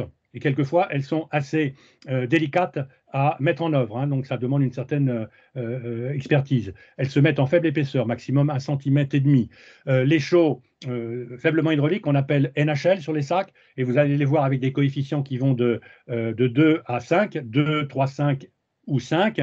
Le coefficient d'hydraulicité, il indique le niveau de dureté de la chaux. Elle est faiblement hydraulique. Ce sont des chaux qui sont des compromis fabriqués par les chaux-fourniers qui sont finalement des industriels du ciment et qui ont essayé d'adapter leur composition de chaux à notre modernité. Hein. Donc elles sont intéressantes, elles sont toujours perspirantes, et en fonction du chantier dans lequel on va les mettre en œuvre, on utilisera un coefficient plus ou moins dur. Si je travaille par exemple sur des solins de cheminée qui sont exposés au gel dans des régions climatiques assez ardues, on mettra une NHL, je ne sais pas, 3, 5 ou 5, et si ce n'est pas le cas, on pourra descendre le niveau d'hydraulicité de la chaux. Alors, elle prend, comme son nom l'indique, à l'eau, cette chaux-là. Et puis, vous avez les autres enduits aussi compatibles, le plâtre et chaud, qui sont des mélanges qu'on va trouver dans certaines régions, et en particulier là où il y avait du gypse, il y a eu du plâtre, et il y a eu des pratiques pour les artisans et des constructions qui mettent en œuvre ce matériau, toujours en lien avec les ressources locales, comme on l'a dit tout à l'heure. Certaines chaux formulées aussi. Là encore, il faut être prudent parce que les chaux formulées, c'est le résultat du manque d'accès aux carrières de sable qui donnaient naturellement et l'agrégat et la couleur.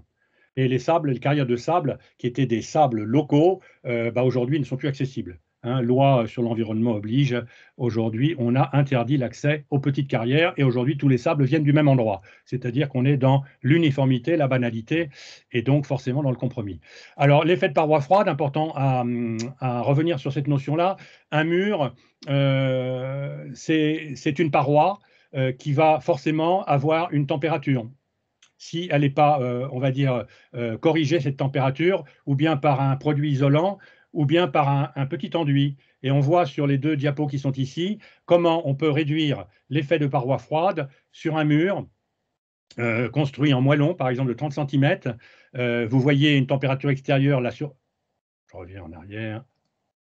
Sur ce mur, température extérieure à 0 degré, la face en contact avec l'enduit que l'on a posé, un enduit qui fait 3 cm à l'extérieur sur le mur, on est déjà à 2 degrés. 2, on n'est pas à 0 degré. À l'intérieur, on va passer à 3,2 et au fur et à mesure, on arrive à une température, le mur va jouer le rôle de tampon, 10 degrés 8. Si je rajoute un enduit de 5 cm seulement sur le mur à l'intérieur dans la partie habitable, eh bien, je vais avoir un différentiel qui va encore augmenter. De 10 degrés 8, je vais passer à 16 degrés. Et le ressenti de l'occupant, il est la moyenne de la température de la paroi, c'est-à-dire ici 16 degrés, et de la température de l'air réglée à la chaudière. Si je règle à la chaudière une température de 24 degrés, il n'est pas évident que j'ai un ressenti de 24 degrés. Si la paroi est froide, je vais avoir un ressenti qui sera beaucoup plus, comment dirais-je, inconfortable, parce que mon corps, à l'intérieur de la paroi, à l'intérieur du volume que j'habite, il interagit avec tous les matériaux. Il interagit avec les plafonds, les murs, etc. Et tous les matériaux, bien entendu. Et il y a on va dire, des transferts de chaleur qui se font. Et c'est ça la notion de ressenti et de confort auquel notre corps participe lorsqu'il est à l'intérieur d'une zone habitée. Alors sur beaucoup de murs, on a supprimé les enduits. C'est une erreur. Et le fait de rajouter un enduit, on le voit ici sur ce mur de 50 cm en pierre, si c'est de la pierre de taille, on ne va pas mettre un enduit à l'extérieur parce que la pierre est faite pour rester apparente, mais je peux mettre un enduit de 2 cm simplement à l'intérieur. Eh bien, je vais passer de 14 degrés 3 au contact du mur à 16 degrés 2 sur la partie extérieure de l'enduit que j'aurais placé sur ce mur en pierre. Et donc là encore, j'aurais gagné en ressenti puisque la température opérative, comme je le dis, c'est la moyenne de la température de la paroi et de la température de l'air ambiante de la pièce. Donc cette notion de paroi froide, il faut l'avoir en tête parce que il y a aujourd'hui cette volonté d'améliorer les performances de nos bâtiments anciens et on peut le faire avec un moindre mal, avec des enduits chaud-chanvre, 2 à 6 cm d'épaisseur maximum. On peut le faire avec des parements en bois. Autrefois, on mettait des lambris. Il y avait aussi des textiles, des tapisseries à une certaine époque. Donc, il faut reprendre un petit peu cette forme d'isolation qu'on appelle des isolants mobiles. C'est comme ça que certains les dénomment. Et des enduits terre. Moi, je suis un fervent passionné de la terre et je pense que la terre a beaucoup d'avantages parce que en termes de bilan carbone, elle est véritablement irréprochable. Et si on ne va pas la chercher au bout du monde, au niveau du transport, c'est un matériau qui est véritablement vertueux. On y ajoute des fibres, bien entendu, qui vont améliorer la résistance thermique du matériau et apporter ce gain de confort recherché. L'inertie conservée, les transferts hydriques sont préservés, la résistance thermique est légèrement améliorée, je le dis, et le comportement de surface, eh bien, si vous l'essayez, vous verrez, il est ressenti immédiatement. Alors, le débat entre, on va y arriver, le débat entre ITE et ITI, ITE, c'est isolation thermique par l'extérieur, est toujours en vigueur. Alors, pour trancher sur le sujet d'un point de vue technique, l'ITE, à condition d'utiliser de bons matériaux, si je n'utilise pas le polystyrène comme on le voit tout à l'heure, comme je l'ai présenté au début de mon exposé, l'ITE est une bonne solution. Elle paraît être une bonne solution, parce qu'elle supprime tous les ponts thermiques. Ça, c'est un des avantages. Elle permet de conserver l'inertie. Ça, c'est un autre avantage. Il faut savoir que l'inertie, on peut la perturber si on ne fait pas les choses comme il faut. Elle laisse respirer le mur sur sa face interne et elle permet de conserver l'aspect intérieur de la bâtisse. Le patrimoine, il n'est pas toujours sur les façades, il peut être aussi à l'intérieur, des espaces privés. Il y a des modés nature, des moulures, des lambris, quelquefois, de différentes époques, qui méritent qu'on les conserve et qui interdisent qu'on fasse des isolations, comme on les appelle, intérieures. Cependant, l'isolation extérieure, elle va porter atteinte à l'aspect visuel de la façade. Et donc, souvent, les façades qui nous intéressent, les bâtis anciens, sont des façades qui ont des valeurs patrimoniales, des modés nature, des beaux enduits, des colombages apparents, etc., etc. Donc, dans ce cas-là, eh bien, forcément, on ne peut pas avoir recours à une ITE, sauf à commettre un crime sur, on va dire, la valeur patrimoniale du bâtiment et porter atteinte au patrimoine qu'il représente, patrimoine commun, puisque c'est du paysage. Que vous inspire cette photo? Je vous donne la parole. Allô? Oui, oui, nous vous entendons. Ben, on vous laisse réagir, mais vous allez faire peur au réseau de la Fondation, là. Pourquoi? Un suicide collectif, peut-être? Alors c'est une photo que j'ai présentée au Sénat lors de l'audition qui a fait son effet, hein, le choc des images, pour conforter le poids des mots, comme j'ai dit. Et alors vous avez une carte postale du début du siècle qui montre que c'est une très belle maison, très belle ferme, hein. Elle est dans l'Oise, à Hérion. C'est la ferme de Bel Air. Et malheureusement, elle est occupée par deux propriétaires, hein, déjà, premier problème. Et un des propriétaires donc m'a contacté, il était scandalisé parce que la partie qui est habitée par son rival, qui est devenu maintenant son rival, a été, comment dirais-je, isolé, entre guillemets, de mauvaise façon, avec le concept de l'isolation à 1 euro. Ça s'est fait très vite, sans autorisation, etc. Donc voilà. Et donc vous avez un exemple de cette, comment dirais-je, de cette dynamique aujourd'hui qui est complètement perfide, incitée par l'argent public. La personne en question n'a rien payé, bien entendu, ce sont nos impôts. Et en fait, on a porté atteinte au patrimoine de tout le monde. Alors celui qui habite la maison et qui est complètement contrit de voir que sa belle façade, qui avait une unité, n'en a plus, bien entendu. Et puis le passant qui passait là, puis qui se dit, oh, qu'est-ce qui s'est passé, hein? Et alors aujourd'hui, dans le concept qui est celui, on va dire, du vocabulaire qu'on utilise, c'est ce que j'ai dit au sénateur. La partie gauche que l'on voit ici de la façade rénovée avec l'argent public, elle est passée dans la catégorie des logements qu'on appelle décents, probablement, hein. Et la partie qui n'a pas été rénovée, elle est probablement, si on utilise cette sémiologie, elle est restée dans la catégorie des passoires qu'on appelle thermiques. Voilà. Alors j'ai dit, il faut en finir avec cette logique qui est véritablement une machine de guerre contre le patrimoine et qui va à l'encontre de tout ce que nous essayons de faire passer dans nos associations qui sont véritablement là pour tirer la sonnette d'alarme. Voilà. Donc, pour terminer cet exposé, qui était un petit peu plus long que prévu, je rappelle que, alors j'ai tiré ces diapos d'une formation qui dure 3 jours, il y a à peu près 300 diapos, hein, donc j'ai essayé de faire pour le mieux, pour essayer de montrer un petit peu comment on peut aborder avec ces problématiques très importantes en choisissant les plus sensibles, mais c'est une formation professionnelle que l'on peut donc adapter, que l'on peut enrichir, que l'on peut développer sur différents sites, à la demande, bien entendu, de tous les publics. Voilà. Je vous remercie de votre écoute. Merci beaucoup à vous pour cet exposé. Vous nous avez parlé de vraiment beaucoup de choses en rappelant les logiques qui sont spécifiques aux bâtis anciens. Vous avez parlé du contexte réglementaire et puis avec un premier panorama des matériaux à privilégier. C'était vraiment très complet et très intéressant.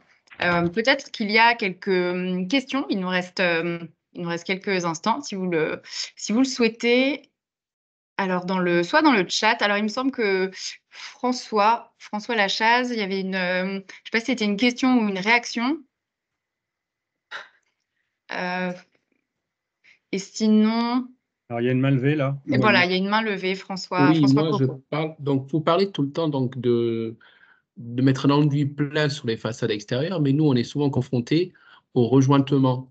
Donc, en fin de compte, on n'a pas le droit souvent de refaire de l'enduit total. Alors, quand vous dites nous, c'est qui nous? Excusez-moi, c'est François Coco de la Fondation. Je suis Non, non. délégué en Bretagne. Oui, Donc, mais quand vous souvent, dites nous, donc, on nous appelle donc, pour le refaire des manoirs, un truc comme ça, on nous appelle donc, pour donc, des propriétaires privés donc, doivent refaire leur façade, leur manoir, et puis en fin de compte, ils doivent rejointer, mais donc ils ne peuvent pas donc enduire en entier. Alors, tout dépend, il ne faut pas prendre les choses au pied de la lettre par rapport aux enduits. Lorsqu'un enduit était là originellement, et ça fait partie de l'analyse dont j'ai parlé tout à l'heure, quand on fait un diagnostic sur le bâti existant, il faut être capable, au-delà de la date de 48, qui n'est qu'un repère, hein, un bâti d'avant 48 peut avoir été dénaturé au fil du temps. Donc, il faut essayer de retrouver, par la culture qu'on en a dans sa région du bâti, des principales caractéristiques et en particulier dès l'origine du bâtiment. Il y a un certain nombre d'indices qui permettent. Mais si vous avez des bâtiments qui n'ont jamais été enduits, comme là j'ai montré par exemple un exemple de mur en pierre de taille, il est évident que si c'est de la pierre de taille, il n'y a pas d'enduit extérieur sur la pierre. Il y a simplement un appareillage avec un enduit pour positionner les pierres de taille. Mais les pierres de taille sont faites pour être vues. On ne va pas les cacher. Par contre, l'enduit, on le mettra à l'intérieur. Voilà. Mais D'accord. si vous avez un manoir, je sais pas moi, en granit ou quelque chose comme ça, en général, c'était pas enduit. C'était effectivement avec des joints. Et tout ça, donc, ce sont des cas particuliers. Il n'y a jamais de, on peut pas généraliser. C'est pour ça que le bâti ancien, c'est très difficile d'en parler parce que si on n'est pas au pied de la maison, du mur, en train d'observer quelque chose de concret, on est dans la généralité. On peut jamais généraliser vu la richesse et la variété, on va dire, des façons de faire. Hein. Mais là, on ne mettra pas un enduit forcément, et on a raison de vous dire, il ne faut pas mettre d'enduit, il faut refaire les joints. Ce que j'explique tout à l'heure, les joints, ils ont un rôle aussi. Ils protègent le mortier de hourdage, et donc il faut les faire, et il faut les faire de bonne façon. C'est-à-dire là encore, vous avez le choix du matériau que vous allez utiliser pour faire le joint. Il faut que le joint soit respirant. Même chose. Il ne faut pas utiliser du matériel qui est vendu par les industriels. Hein. Je ne vais pas citer de nom, mais vous connaissez bien les marques, hein, Weber et Broutin et compagnie. Il ne faut pas utiliser ces choses-là. Il faut utiliser la chaux, les sables de pays. Et si possible, essayer d'utiliser des sables qui vont vous donner la couleur du pays. Et ça, c'est très difficile. Parce qu'aujourd'hui, on est contingenté par les lois sur l'environnement qui ont fermé toutes les petites carrières. Moi, je sais où il y en a chez moi des sables de pays. À une certaine époque, on avait le droit d'aller en chercher encore quelques remords. Maintenant, c'est plus autorisé. Donc, on fait avec les sables qu'on nous vend. Voilà. Et vous avez l'exemple d'huisserie, parce qu'on ne peut plus donc restaurer avec des huisseries, donc on ne met pas de PVC ni d'aluminium, je suis d'accord avec vous. Et donc, à un moment, vous avez parlé qu'il y avait des exemples de restauration Oui. d'huisseries bois qui Oui. étaient réussis. Alors c'est une bataille qu'on est en train de, comment dirais-je, de mener avec tous ceux qui sont comme nous d'accord qu'il faut arrêter le massacre des fenêtres qu'on met à la benne. On demande qu'il y ait des inventaires d'abord sur les fenêtres, ça fait partie des préconisations du G7, dans les 16 préconisations qu'on a alignées. Il commence à y avoir, moi j'ai participé à des ateliers au ministère de la Culture sur justement ce thème des fenêtres. Il y a des protocoles qui sont mis à l'étude dans des ateliers spécifiques sur ce thème-là pour montrer comment on peut conserver et restaurer nos vieilles fenêtres en bois, qui aujourd'hui sont considérées comme des déchets, malheureusement. Hein. Donc on n'est pas dans l'économie d'énergie, on n'est pas dans l'économie de rien du tout d'ailleurs, on est dans le gâchis pur et simple, et dans simplement l'acceptation du lobbying des industriels de la fenêtre, qui sont souvent très mal posés par des poseurs, qui ne sont même plus des professionnels. Vous voyez ce que je veux dire? C'est un cercle vicieux. Donc la fenêtre, c'est vraiment un cheval de bataille. Et j'ai mis si vous êtes sur LinkedIn, mais vous pouvez y aller si vous n'y êtes pas, c'est accessible à tout le monde, j'ai mis un lien sur LinkedIn aujourd'hui justement qui montre que les Belges ont travaillé déjà sur le sujet, ils ne sont pas les seuls, mais il y a déjà un document, un cahier de recommandations qui existe à propos des menuiseries, comment on peut les gérer dans une volonté de préserver, on va dire, les dépenses énergétiques et de préserver le patrimoine. Hein, c'est possible, il y a des solutions. Et nous, à Maison Paysanne, on a des articles, si vous cherchez aussi, vous allez trouver des reprises d'articles où on a traité le sujet. On peut mettre des doubles fenêtres, on peut mettre des contrevents, des fenêtres, des volets intérieurs. Il y a tout un tas de solutions pour garder les fenêtres, puisque le but, c'est d'améliorer la performance de la fenêtre. Ça ne veut pas dire de la supprimer, de la jeter. On améliore, après avoir fait le bilan des courants d'air qu'elle laisse passer, et on fait un ratio, en sachant que la fenêtre, elle joue aussi un rôle bénéfique. J'ai dit tout à l'heure, elle ventile naturellement. Donc on est déjà dans l'économie. Il n'y a pas de machine pour la fenêtre. Elle gère elle-même. Donc c'est cette intelligence et cette approche qu'il faut avoir. Voilà, au niveau de la fenêtre. Mais allez voir sur LinkedIn. Vous aurez le lien. Merci. Merci. Alors, il y a une question qui avait été posée dans le chat. Peut-on espérer que le DPE soit un jour modifié pour mieux prendre en compte le bâti ancien? Alors, le DPE, c'est une grande catastrophe. Alors, nous, on est content d'avoir chamboulé un petit peu tout parce que je pense qu'ils ne se rendaient pas compte des conséquences de l'urgence dans laquelle ils se sont placés. Si les choses avaient été faites dans le bon ordre, avec les parties prenantes dont nous sommes, on ne serait pas arrivé à cet état de catastrophe que tout le monde constate sur le bâtiment. Il n'y a plus de logement pour pour que les gens se logent, puisqu'en fait, avec le DPE qui devient de plus en plus coercitif, vous ne pouvez plus mettre en location à partir d'un certain. Voilà. Bon, c'est une catastrophe. Hein. Ils n'avaient pas prévu qu'il y avait je ne sais pas combien de logements qui allaient sortir, on va dire, du panel de logements accessibles à celui qui n'a pas d'autre choix que d'être locataire. Hein. La banque rajoute du malaise au malaise, puisqu'elle ne permet plus à des propriétaires d'acheter. Enfin, bon, c'est une catastrophe. Et les bâtiments modernes non plus sont plus construits. Le BTP se plaint de tous les côtés. Donc, on a créé vraiment un secteur complètement figé dont on ne sait pas comment on va s'en sortir. Il est certain qu'on est en train aujourd'hui de chercher des portes de sortie. Alors ça ne va pas être simple parce que le DPE, c'est une usine à gaz. Ça coûte très cher à remettre sur pied. Il faudrait tout. Nous, on a demandé, G7 a demandé un moratoire.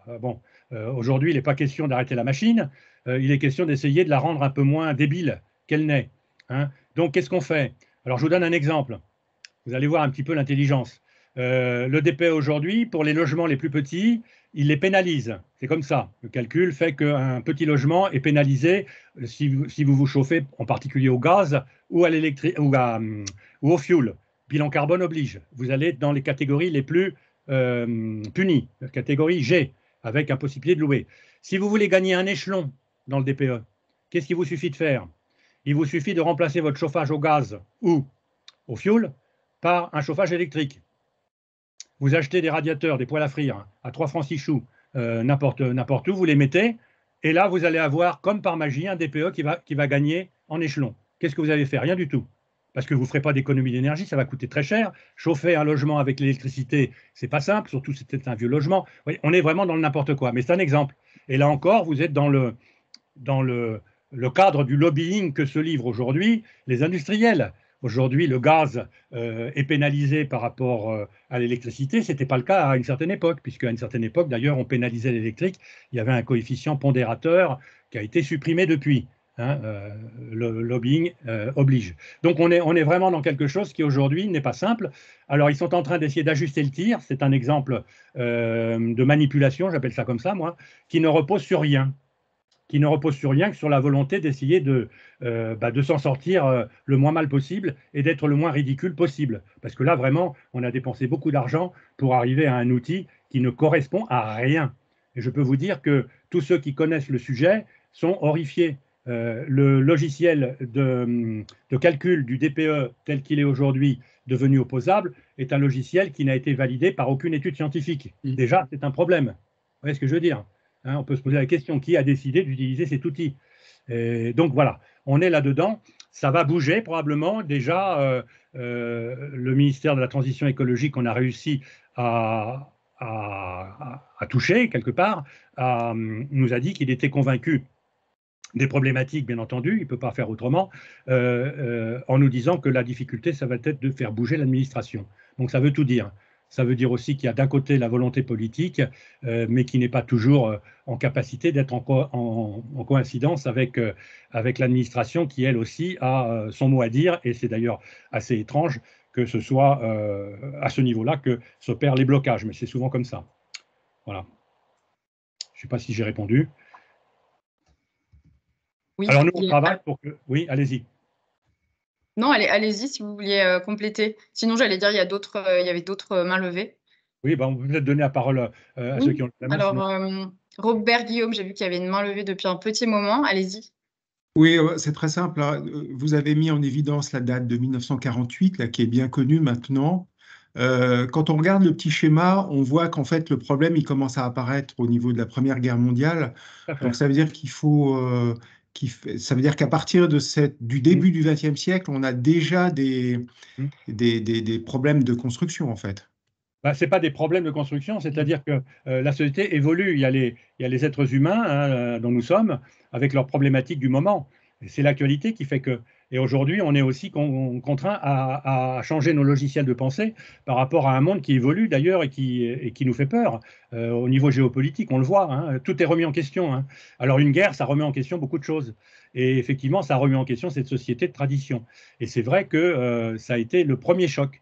Et on était déjà quand même dedans. Il ne faut quand même pas oublier qu'il y avait déjà il y avait beaucoup de paysans, bien entendu, mais il y avait aussi la société urbaine qui était déjà existante, et les industriels qui étaient là aussi. Et j'ai parlé de la brique. La brique, c'est un matériau qui est le produit de l'industrialisation dans laquelle on est déjà à cette époque-là.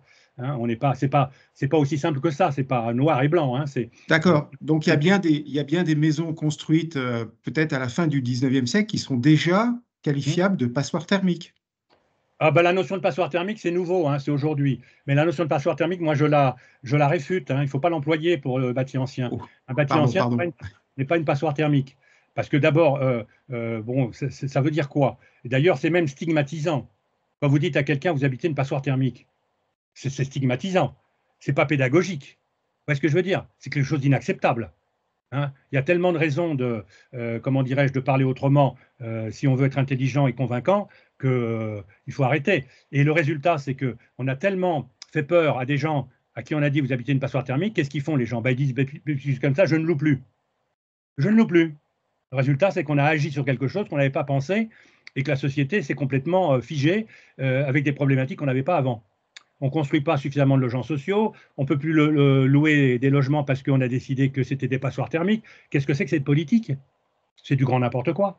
Il faut donc à un moment donné repenser un petit peu les choses et de façon cohérente, avec, on va dire, souplesse aussi, parce qu'il faut quand même parler du jeu des lobbies. Hein. Vous savez qu'aujourd'hui, c'est eux qui gouvernent le monde au niveau européen. Hein. Il y a plus de je ne sais pas combien de lobbyistes et partout. Et donc aujourd'hui, il faut considérer qu'ils ont un rôle aussi là-dedans. Et nous, on a peut-être aussi un rôle, et vous avez remarqué qu'on a complètement évacué aujourd'hui le rôle de l'habitant. On n'en parle plus. On ne tient plus compte des factures, par exemple, ce qui est quand même étonnant, parce que la facture, c'est la preuve des économies que vous avez faites ou pas. Mais on est dans la théorie. On dit votre logement, il est comment dirais-je, il n'est pas performant parce que la machine a décidé qu'il était dans des catégories non performantes, etc. C'est complètement arbitraire. Et on peut le démontrer hein, à bien des points. Et on est en train de le faire d'ailleurs. Hein. Si vous êtes sur les réseaux sociaux, vous verrez qu'il y a beaucoup d'architectes du patrimoine, parce qu'ils sont quand même avec nous mobilisés sur le sujet, et les architectes des bâtiments de France aussi, qu'on a réussi à intégrer dans notre bataille, qui pensent comme nous qu'il faut absolument apporter des preuves que ce qui est dit sur les passoires thermiques ne concerne pas le bâti ancien.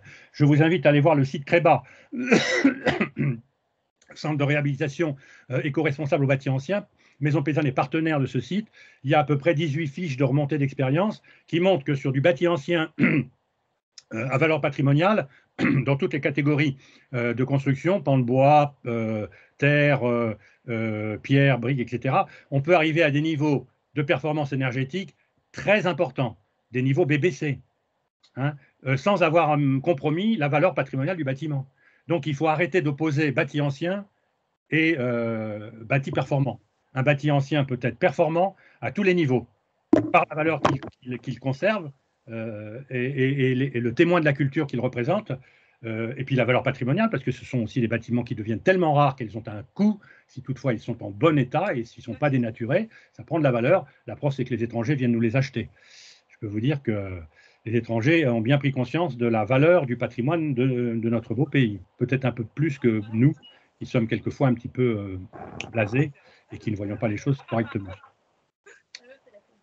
On va prendre une dernière question. Alors, il y en a d'autres, mais il y a deux questions dans la conversation que je vais essayer de résumer. C'est autour des savoir-faire. Ouais. Alors, d'une part, quelqu'un qui dit, alors, mettre en œuvre ces préconisations, mais est-ce qu'il y a suffisamment d'entreprises ou d'artisans avec ce savoir-faire? Et autre question, est-ce que Maison Paysanne de France a des listes d'artisans spécialisés par département? Alors, vous posez une question qui nous est souvent posée. On aimerait bien avoir des listes. Ça voudrait dire qu'il y a pléthore, on va dire, en la matière. En la matière, c'est la portion congrue. On n'a pas de liste d'artisans pour la bonne façon, enfin en bâti ancien, j'entends, hein, pour la bonne façon que c'est le parent pauvre des formations sur le bâtiment. Si vous regardez, alors on s'est mobilisé dans les années 2006 hein, pour participer au référentiel du baccalauréat restauration du bâti ancien qui existe encore aujourd'hui, pour justement faire en sorte qu'il y ait une première marche qui permette de tirer des élèves vers ces métiers qui ne sont pas des métiers de poseurs de produits, mais qui sont des métiers d'expertise dans les savoir-faire de nos régions. Malheureusement, ce n'est pas quelque chose qui a été vers l'évolution. Il y a 27 établissements en France, il n'y en a pas un de plus que depuis 2006, qui proposent une classe de terminale pour former à ce baccalauréat.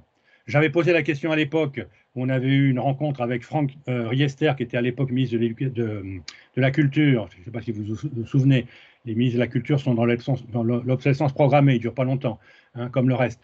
Eh bien, je lui avais dit, comment expliquez-vous qu'on n'arrive pas à augmenter le nombre de ces classes? Et il me dit, mais on a beaucoup de mal à remplir ces classes quand on décide d'en mettre une en place dans une région, dans un établissement formant à ces métiers. Eh bien oui, pourquoi est-ce qu'on a beaucoup de mal? Parce qu'en France, et c'est franco-français, on a considéré que le travail manuel était un travail de relégation. Voilà. On a un profond mépris pour ces métiers. Et malheureusement, aujourd'hui, ces métiers sont devenus des métiers d'art, quand vous les regardez. Hein, le vocabulaire a quand même bien glissé. C'est plus des métiers comme autrefois. Un charpentier, c'était pas, il ne se prenait pas pour un artiste. Il faisait le travail qu'il avait appris de ses pairs, etc., etc. Le tailleur de pierre, même chose. Le maçon de terre, même chose. Aujourd'hui, c'est devenu des métiers d'art. Et la plupart de ceux qui les exercent n'ont pas été formés par le système, parce que le système s'intéresse à autre chose. Ils ont été formés simplement par la passion et à l'occasion d'un transfuge transmission. de métier, transmission, ils sont tombés sous le charme, les rencontres de personnes, etc., qui font que la vie, à un moment donné, vous fait changer votre fusil d'épaule. Et si vous n'êtes pas totalement inintelligent, c'est une bonne chose, parce que ce sont souvent des gens qui ont fait des études et qui sont capables de gérer une entreprise. Il faut beaucoup de compétences, il en faut aussi pour gérer une entreprise, et en même temps qui acquièrent cette compétence très rare qui n'est pas transmise autrement que par le compagnonnage aujourd'hui, malheureusement. Il faut le dire, puisque c'est la réalité. Et tous ceux qui nous demandent des listes d'artisans, bah, malheureusement, on n'en a pas. Alors après, il y a aussi le fait que, même si on en avait, je pense qu'on ne donnerait pas facilement des listes d'artisans. C'est aussi un risque de donner des listes d'artisans. Et nous, on a eu des retours de bâton. Hein. Les gens qui viennent nous voir, on leur dit bah, l'entreprise Intel est capable de. Ils traitent avec l'entreprise pour une raison X ou Y, parce que sur un chantier, c'est le domaine de toutes les aventures possibles. Ça ne se passe pas comme prévu, c'est nous qu'on vient revoir. Et après, on dit ah, mais vous m'avez recommandé cette entreprise, ça ne s'est pas du tout bien passé, venez voir, etc. Et là, on est pris dans un imbroglio juridico-machin dont on n'a rien à voir, en fait. Hein, on n'a pas envie d'y être. Donc, c'est aussi un risque dans une société qui est de plus en plus judiciarisée. Donc, nous, ce qu'on essaie de faire, quand on veut répondre aux conseils, on donne aux gens qui viennent nous solliciter la petite formation comme celle que je suis en train d'essayer de développer là, en leur disant vous avez un rôle à jouer, vous êtes des sachants, vous devez l'être. Si vous ne l'êtes pas, il faut le devenir pour être capable de signer un devis qui tienne la route. Parce que le devis, c'est le premier contrat qui va vous permettre, s'il est bien ficelé, d'être sécure sur un chantier. Si ça se passe mal et si le devis a été bien ficelé, si tout est décrit, hein, à partir de tous les gestes qui sont nécessaires et de façon très précise, si ce n'est pas fait conformément à ce qui aura été contracté, signé et compagnie, vous êtes fort pour dire le contrat n'a pas été respecté. Et souvent, le devis, eh ben, il est souvent fait, on va dire, à la louche. Hein, vous remarquerez que les gens, ils vont souvent au moins cher. Et le moins cher, ce n'est pas forcément le meilleur. Et les devis, alors moi, je fais une formation sur lecture de devis, par exemple. Hein, ça peut intéresser aussi certains. On s'aperçoit qu'un devis bien ficelé, ça se voit. Et un devis qui n'est pas sérieux, ça se voit aussi. Donc ça s'apprend. Ça veut dire que c'est la première démarche que l'on doit faire. Le contrat, il est fait entre le maître d'ouvrage et le maître d'œuvre. Le maître d'ouvrage, s'il ne sait pas, bah, c'est le propriétaire qui signe le devis, il faut qu'il le sache. Et à partir de là, il a une responsabilité qui l'engage. Il vaut mieux qu'il le sache. Et qui s'arme. Et il peut venir auprès de nous avec son devis, hein, ou ses devis. Hein, on ne reste pas sur un devis. En général, on prend 2 ou 3, et on vient nous voir et on nous dit, voilà, qu'est-ce que vous en pensez? Et là, nous, on va l'accompagner. On lui dira, bah, et c'est lui qui choisira, mais on lui dira ce qu'on a à lui dire. Vous voyez ce que je veux dire? On ne se met pas à la place d'eux, parce que se mettre à la place d'eux aujourd'hui, ce sont des assurances, ce sont des responsabilités, et c'est pas ce qu'on a envie de faire. Hein. On n'est pas là-dedans. Voilà. Voilà pour répondre sur la liste des artisans. Et sur la formation au bâti ancien, c'est le parent pauvre, malheureusement. Et c'est un petit peu comment dirais-je, le problème des artisans qui sont arrivés à un haut degré de compétence dans leur art. Quand ils prennent leur retraite, souvent l'activité s'arrête parce qu'il n'y a pas de repreneur. Et pourquoi il n'y a pas de repreneur? Parce qu'on n'a pas travaillé sur ce domaine. Et les jeunes, ils sont tous axés sur là où on les pousse. Hein. Regarde aujourd'hui Parcoursup. Hein. Vous pouvez aller chercher sur Parcoursup ceux qui font des vœux pour devenir charpentier ou il ne faut pas y en avoir beaucoup. Hein. C'est pas par là que ça passe. Hein. Par contre, on va cibler les écoles de commerce, on va cibler etc. etc. Hein. Parce que c'est comme ça, c'est franco-français. C'est l'éducation nationale française. Il faut peut-être que ça bouge un peu de ce côté-là. Voilà. D'autres questions? Il y a encore une main. Alors, il y a encore quelques questions. On va devoir bientôt clore cet échange parce qu'il y a encore beaucoup de questions. Malheureusement, on ne pourra pas toutes les traiter. On va les noter, on va essayer de vous répondre. Ouais. D'autres choses, ça peut servir aussi. Hein. Ouais. Moi, je voudrais juste vous faire part de mon expérience concernant les fenêtres. Oui. J'ai une façade qui est inscrite et j'ai beaucoup de fenêtres qui avaient 1,5 mm d'épaisseur. J'ai rencontré au Salon du patrimoine. J'ai rencontré au Salon du patrimoine une société qui m'a proposé des fenêtres, des carreaux de 6 mm d'épaisseur. Vous parlez des verres. Et de façon à conserver mes fenêtres en chêne et à améliorer l'isolation. Donc, j'ai fait l'expérience sur 2 pièces l'année dernière, donc c'est très récent, mais ça m'a l'air tout à fait positif. Donc, j'ai conservé toutes mes huisseries, en fait. Alors oui, effectivement, une solution parmi d'autres, hein, avec le fait que, malgré tout, quand on a des vieux verres, quand on a la chance d'avoir des vieux verres, ça fait aussi partie du patrimoine. Vous voyez ce que je veux dire? Oui, hein? Mais là, c'était Alors bon, 1,5 mm, vous approchez la main de la fenêtre, vous sentez le froid. oui, tout à fait. Mais alors, dans ce cas-là, il y a d'autres solutions, c'est celle que j'évoquais, à savoir, on peut faire des doubles fenêtres. Je n'avais pas le droit. Oui, non, double à fenêtre. l'intérieur. À l'intérieur. Ah oui, mais ça, quand on a 52 fenêtres, c'est une ruine.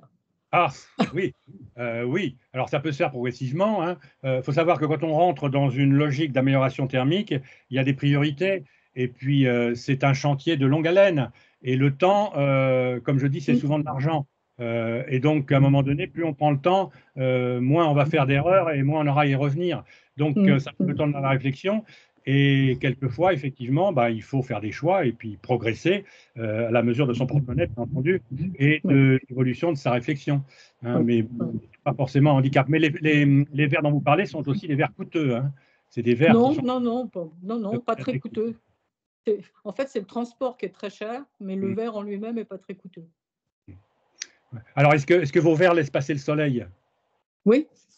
Parce qu'il y a aussi des verres qui ne sont pas justement en capacité de laisser profiter des apports gratuits.